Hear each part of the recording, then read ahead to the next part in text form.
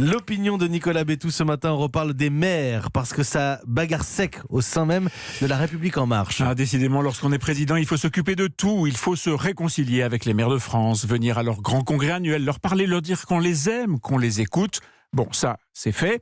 Et puis, à 4 mois des élections municipales, il faut mettre les mains dans le cambouis et s'occuper de régler des querelles de famille, et plus spécialement cette guerre que se livrent désormais très ouvertement des candidats se réclamant tous d'Emmanuel Macron dans les 3 plus grandes villes de France. C'est-à-dire Paris, Lyon, Ouais. Marseille. Exactement, 3 villes qui, sur le papier, sont à portée de main pour le parti du président de la République, mais qui sont toutes les 3 secouées par des affrontements de plus en plus violents. Et on a franchi un cran de plus hier. Dans la capitale, Cédric Villani, le challenger dissident, a déposé plainte contre les méthodes du candidat officiellement désigné, Benjamin Griveaux. En cause, un sondage qu'il soupçonne d'être biaisé à son détriment.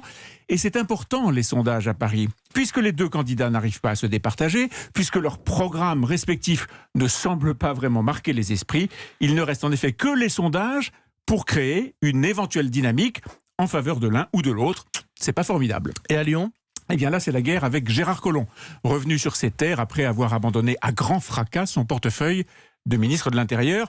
Pas d'accord, disent ceux qui l'ont remplacé à la mairie et à la métropole. On reste. Et l'atmosphère est devenue tellement lourde que les partisans des uns et des autres s'insultent et se menacent désormais en public, dans la rue. Enfin, à Marseille, rien n'est tranché entre un député En Marche et le président de l'université. L'un et l'autre prétendent succéder à Jean-Claude Gaudin. Et là encore, c'est la mécanique de l'échec qui se met en place, dans une ambiance très vieille politique de bataille pour les postes. Et précisément tout ce qu'Emmanuel Macron avait promis qu'on ne verrait pas dans son mouvement. Et qu'est-ce qu'il devrait faire ? Intervenir ? Siffler la fin de la récré ? Alors il a déjà essayé, par exemple à Lyon, mais en vain. Il va certainement réessayer, il a intérêt, et beaucoup de ses amis l'incitent à le faire. Mais il ne reste que 4 mois, jour pour apaiser tout ça.